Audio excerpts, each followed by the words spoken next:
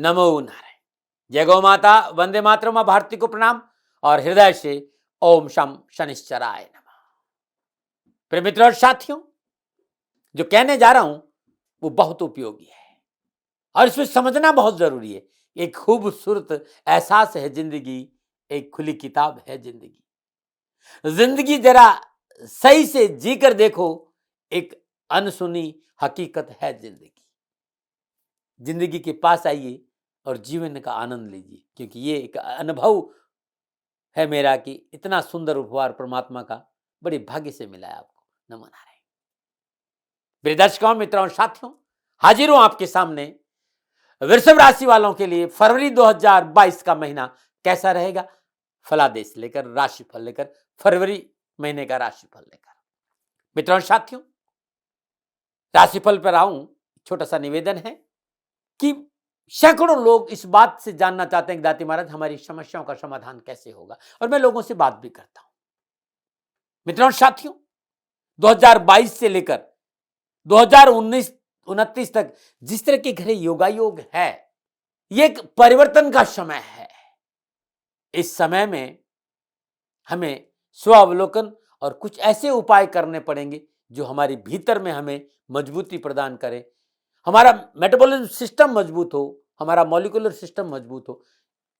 इसके लिए मैंने गुरुमंत्र भी दाती महाराज के ऊपर एक हर रोज दोपहर 2 बजे एक वीडियो डालता हूं जिसका नाम है SKR, यानी सदा खुश रहो, सक्सेस की और शुभाक्षर प्रोग्राम। एक ऐसा प्रोग्राम है जो गोचर के आधार पर हर रोज आपके जन्मांक के एक ग्रह को मजबूत करेगा। 90 दिन का अद्भुत प्रोग्राम है, करके देखिएगा। और ये आपके लिए जरूरी है, आने वाली ये 5 या 7 साल है। मात्र सुबह 5 मिनट का टाइम देना है, और यदि आप ऐसा कर लेते हैं तो ये उपायों का उपाय है, इसको जरूर देखें। नमो नारायण। अब मैं वृषभ राशि वालों के लिए फरवरी 2022 महीने के राशिफल की बात कर रहा हूं। राशिफल पर आऊं उससे पहले ग्रह नक्षत्र गणना।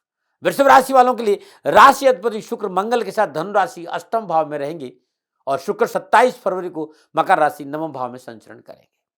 मंगल 26 फरवरी को मकर राशि नवम भाव में गोचर करेंगे। सूर्य चंद्र बुध शनि नवम भाव मकर राशि में संचरण करें, और सूर्य 13 फरवरी को दसम भाव कुंभ राशि में संचरण करेंगे।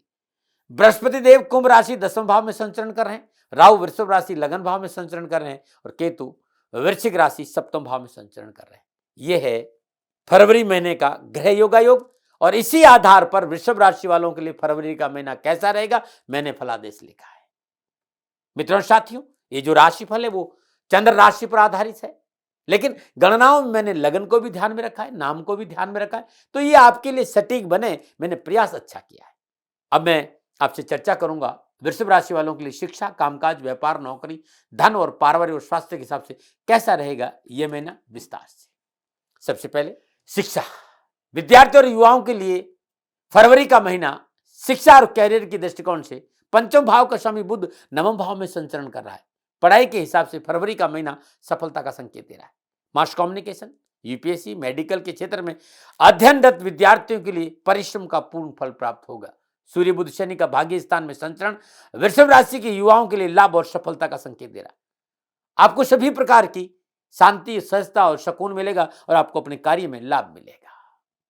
यदि आप कोई नया काम करना चाहते हैं, नया व्यवसाय शुरू करना चाहते हैं, या नौकरी प्रारंभ करना चाहते हैं, तो समय अच्छा है। यात्रा में भी सफलता का अच्छा योग है। कैरियर को लेकर नवीन योजनाएं शुरू होगी, उस योजना से आपको लाभ भी मिलेगा। यदि आपकी पढ़ाई अभी रहती है युवाओं के लिए, तो पूरा करने के लिए समय अनुकूल है और आपको सफलता मिलेगी। ये था वृषभ राशि वालों के लिए एजुकेशन और कैरियर का ज्योतिषीय आंकलन। अब मैं बात करूंगा कामकाज और कारोबार। वृषभ राशि वालों के लिए व्यवसाय और कामकाज के दृष्टिकोण से फरवरी का महीना राहत भरा नजर आ रहा है। माह के आरंभ में दसम भाव में विराजमान बृहस्पति की धन भाव पर पंचम पूर्ण दशा होने से धन संबंधी परेशानी से छुटकारा मिलेगा। कार्य में मेहनत और परिश्रम और संघर्ष के अनुरूप धन की प्राप्ति के अच्छे योग है। दसम भाव में विराजमान बृहस्पति सप्तम पूर्णदशी चतुर्थ भाव को देख रहे हैं। भूमि, भवन, वाहन, प्रॉपर्टी संबंधी मसले आपके लिए लाभदायक रहेंगे, और प्राप्ति के प्रबल योग भी है। व्यवसाय और आर्थिक दृष्टिकोण से सफलता और उन्नति के अवसर मिलेंगे। गोचर के इस प्रभाव के कारण कार्य क्षेत्र में फायदेमंद वातावरण रहेगा। मनोबल और आत्मविश्वास में बढ़ोतरी होगी। आसपास का वातावरण अनुकूल रहेगा, और आपके अंदर सकारात्मक ऊर्जा का संचार होगा। वृषभ राशि वालों शारीरिक और मानसिक रूप से स्वयं को स्वस्थ और प्रसन्नचित महसूस करेंगे। और कारोबार संबंधी परेशानी से मुक्ति मिलेगी। धन संबंधी समस्या का हल मिलेगा। धन प्राप्ति के अवसर बढ़ेंगे और व्यवसाय में आर्थिक धन कोष की वृद्धि होगी। 13 फरवरी सूर्य कुंभ राशि बृहस्पति के साथ संचरण करेंगे।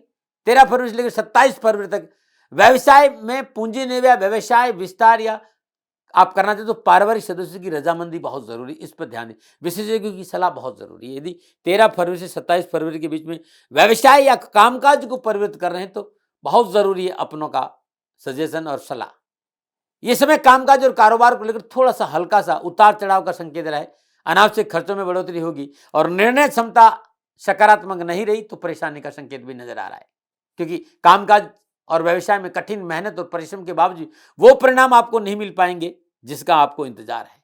परंतु सूर्य 10वें भाव में बली होता है तो शासन से कोई न कोई लाभ जरूर मिलेगा। यदि आप सरकारी नौकरी में हैं, सरकारी विभाग के साथ कोई कार्य करते हैं या सरकारी कॉन्ट्रैक्टर है तो धन प्राप्ति के अच्छे अवसर नजर आ रहे हैं। 27 फरवरी के बाद पुनः समय आपके पक्ष में अच्छा संकेत है, क्योंकि राशि अधिपति शुक्र शनि के साथ भाग्य स्थान से संचरण करेंगे। आय स्रोतों में वृद्धि होगी। विशेष लाभ और वृद्धि का संकेत है। कारोबार में, व्यवसाय में मन को लाभदायक संबंध बनेंगे। व्यवसाय विस्तार का मौका मिलेगा और कारोबारी यात्राओं का अच्छा योग भी है। व्यवसाय जो व्यक्ति कर रहे हैं, जो जातक व्यवसायी हैं, नया व्यवसाय या पार्टनरशिप में बिजनेस शुरू करना चाहते तो सुफलों की प्राप्ति होगी। कारोबार संबंधी प्रत्येक क्षेत्र में किस्मत का साथ मिलेगा और नए जोखिम उठाने का लाभ मिलेगा, तो अच्छा समय है। अब मैं कैरियर और रोजगार की बात करूंगा। कैरियर और नौकरी के दृष्टिकोण से वृषभ राशि वालों के लिए 10वें भाव में बृहस्पति का संचरण सफलता और राहत का संकेत दे रहा है। नौकरी में सफलता का अच्छा योग है। नौकरी में जो द्वंद था उससे छुटकारा मिलेगा। भाग्य स्थान में मकर राशि में शनि, मंगल, सूर्य, शुक्र और बुध की उपस्थिति कैरियर संबंधी परेशानी से छुटकारा दिलाएगी। इस समय जो शुक्र मंगल है और जिस तरह के बुध और शनि और सूर्य का संबंध है तो ये अच्छा योग है। साहस और पराक्रम में वृद्धि होगी। कार्य के प्रति लगन रहेगी, उत्साह रहेगा, सफलता भी मिलेगी। नौकरी में अनुकूलता बनी रहेगी। आप नौकरी में अपना 100% योगदान देंगे और कार्यस्थल पर भी आपका वर्चस्व बढ़ेगा। किसी लाभदायक योजना पर काम करने का अवसर मिलेगा और जॉब को लेकर जो अनावश्यक तनाव था उसमें भी कमी के संकेत नजर आ रहे हैं और समय अच्छा रहेगा। अब मैं बात करूंगा आपकी सामाजिक और पारिवारिक स्थिति की। 8वें भाव में विराजमान मंगल की सप्तम पूर्ण दृष्टि दूसरे भाव पर है, तो सामाजिक और पारिवारिक दृष्टिकोण से समय थोड़ा सहज नजर नहीं आ रहा है। पारिवारिक सदस्यों के आपसी तालमेल की कमी नजर आएगी, इसलिए विशेष सावधानी बरतें और परिवार और पारिवारिक सदस्यों को अपने साथ जोड़ने का प्रयास करें। पारिवारिक सामाजिक मसलों को लेकर चुनौतीपूर्ण स्थिति का सामना करना पड़ सकता है। अनावश्यक वाद विवाद, तर्क वितर्क, अपने को सही साबित करने की वृत्ति कलह का कारण बन सकती है। बचे बहुत जरूरी इस महीने बोले कम, सुने ज्यादा तो अच्छा रहेगा। परंतु सप्तम भाव में विराजमान बृहस्पति की पंचम पूर्ण दृष्टि दूसरे भाव पर भी है और सप्तम पूर्ण दृष्टि चतुर्थ भाव पर है, और तो पारिवारिक प्रतिकूल परिस्थितियों को अनुकूल करने के लिए थोड़ा सा धैर्य और संयम का परिचय दे दिया, थोड़ा सा धैर्य और संयम का, तो भावनात्मक संबंधों में प्रेम की एक अद्भुत डोरी परिवार के सदस्यों को आपस में बांध देगी। जीवन साथी का पूर्ण सहयोग मिलेगा और जीवन साथी के सहयोग से आपका मानसिक संतुलन अच्छा रहेगा। दाम्पत्य जीवन में जो परेशानियां हैं उससे कमी आएगी और भ्रम का निवारण होगा। इसकी बात भी मैं देख रहा हूं कि आध्यात्मिक रुझान अच्छा रहेगा और धार्मिक कार्यों में आपकी दिलचस्पी बढ़ेगी। समय कुछ ठीक नजर आ रहा है। अब मैं स्वास्थ्य की बात करूंगा।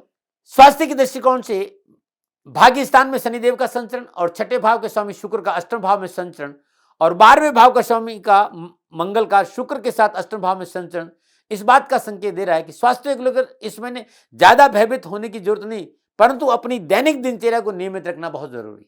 प्रकृति के साथ जुड़े रहना बहुत जरूरी।